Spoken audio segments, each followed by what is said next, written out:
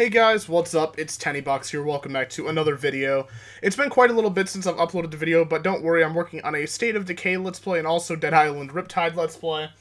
And I've also some future projects planned for games to play through. But also, I want to get back to the roots of my channel and also do my commentary videos, thus being this one. In the background, you have some Elder Scrolls Online gameplay that I recorded probably 4 months ago. That was actually going to be a Let's Play, but I never ended up uploading it. Which is fine because it can serve for some great video game footage, just for regular type videos like this. But today I'm going to be talking about video games and just like loot boxes and just pay to win mechanics. And this is just my not my personality. This is just my opinion. So keep that in mind before you type a hateful comment in the comments down below, but I'm pretty sure most people are going to be on my side for this one because it's something that affects us all as gamers and as consumers of the medium. So, for example, with Destiny and, what's the game that's been getting a lot? Battlefront 2, Star Wars Battlefront 2. Obviously, it's been receiving a lot of flack due to microtransactions and pay-to-win bullcrap. And there should be no, in my personal opinion, unless it's DLC related, like if you actually have some kind of cool story element or something that is different from the base game and expands upon that universe in some way, or like I used to think that it was kind of stupid to pay for maps for Call of Duty, like DLC, but even at that, at this point, is still better than what has become the norm for games that just come out at $60. I mean, for the love of God, you might as well just join a free-to-play game and pay that $60 somewhere down the line in that game just to become average of the game. But instead, you're having to start out with these $60 games, and you're going to have to pay money to actually get places. And yeah, it's true, you don't have to buy microtransactions. I still, to this day, haven't bought a single microtransaction unless you count something like a DLC. For a game like Battlefront, such as Black Ops 3 or Black Ops 2, or, I don't think I bought Black Ops, I actually bought one Black Ops 1 DLC, but, if you're not counting those DLCs as microtransactions, which I think there is a difference, the key difference being the microtransactions are just there to be like a little, it's basically a hustle, right? You're like, okay, let's finish up building this thing. It's going to take you 10 hours if you don't pay this money, but if you do pay it, you can have it done right now. And let's be honest, a lot of people are freaking impatient, including myself. I would just love to be max level in a game just right off the bat and be able to do every little thing. But the fact is, you can't do that. Well, kinda. If you pay for games nowadays, you can get better stuff and make it easier to level up and just do that sort of thing and become better at the game. It obviously varies based on the genre of game you're playing, such as FPS, RPG, or strategy game, but the principle is still kind of the same. If you pay more money nowadays, you progress farther. And I understand that there are cosmetic-based things, such as Overwatch, and as much as I hate that, I can accept it. I can accept cosmetic-based things. It doesn't bug me.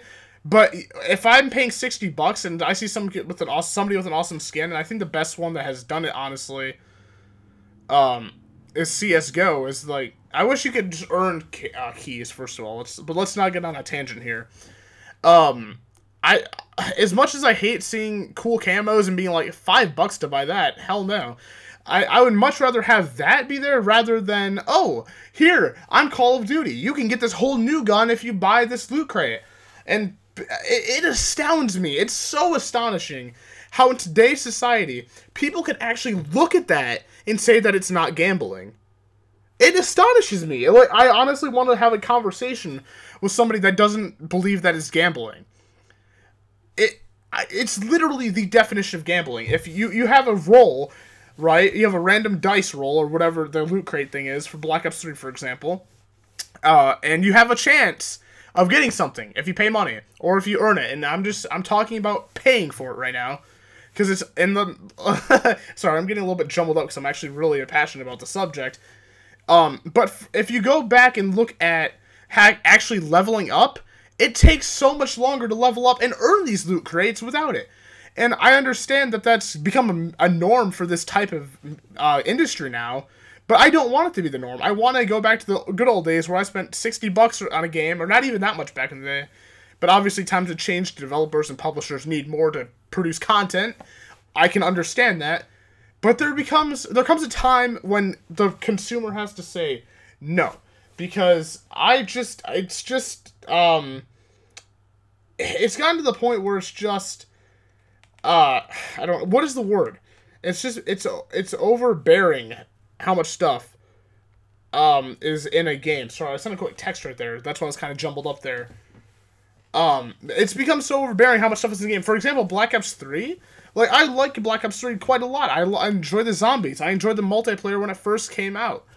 But it's become so jumbled up with however many guns come out. And I understand that the new game is World War II. I haven't played it yet. And I don't believe that there are paid-to-win transactions. And I have reason to believe that they pulled out, or are waiting on those, and hopefully decide not to do it at all because of all the drama that's happening with Battlefront 2. But I just don't understand why it's become this big thing where you pretty much have to pay money to get somewhere in games. I was just reading an article of GTA 5. They released like a jet or something, an airplane that was like in the campaign or whatever. Now it's in multiplayer. $6.5 million, right? Okay. Sounds fine. But when you look at the store in GTA 5, almost everything is over $1 million. And if it's not $1 million, it's $500,000. And if it's not, it just keeps going up, you know what I mean? And I understand, like, yeah, you have to grind for stuff in games, and I have grinded for stuff in the game. I think the most I've had money in GTA 5 from actually legitimately leveling up and grinding it out was, I think I had $1 or $2 million. And that was hard. That was a lot of my time and energy just to get that money to spend it in 2 seconds. And I understand that, yeah, you have to grind in games. I'm going to reiterate this. I understand you have to grind in games. I like grinding in games. But when it comes to a point where it's clearly set up in a way, like, oh, I'd rather spend this money on shark cards or whatever the currency is for GTA 5 to get that money, I'd rather just do that than sit here for 12 hours getting $1 million. And it's like, it actually frustrates me. I've never bought a shark card, and I don't plan on it. And I wouldn't advise it, doing it, even though the damage is pretty much already done at this point. If it becomes this norm, and I think it honestly has, up into the point where Battlefront 2 has been complained about, that they've removed the transactions, but you can clearly see that system was set up in a pay-to-win fashion. You have a randomized chance. Ooh, random. That's totally not gambling, though. That would be against the law. That would be unethical for it to be. It would be unethical for there to be gambling in our video games. But this is just a fun game that kids can play and adults can play, where they spend $20 on 5 loot boxes, and maybe, just maybe, they'll get a gun.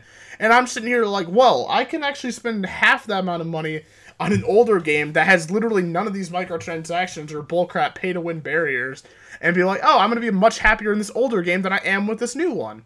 Even though the graphics are better, and even though there is a more substantial player base on these newer games, I am tending to opt out of getting newer games, because every single one of them nowadays, it seems like, is just like, oh, here's day one DLC. Oh, here's microtransactions. Totally didn't put that on the disc when it came out, but you can pay for it now for an extra fee of $20.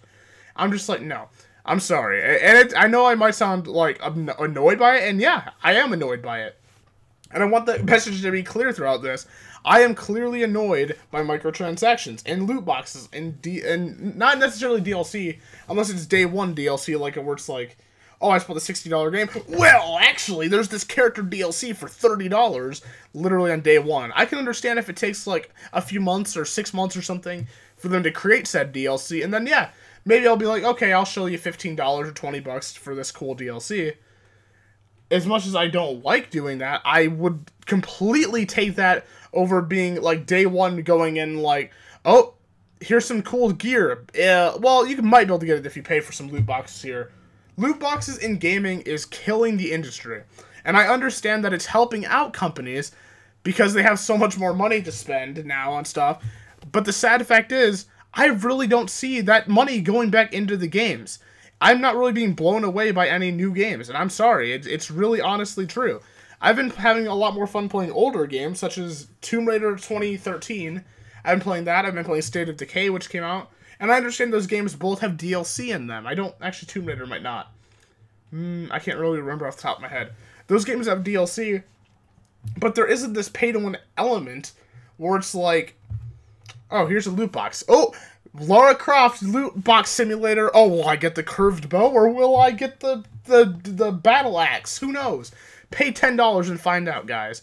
Yeah, it really bugs me quite a bit. So I'm going to end off this video with this note, or this message in mind.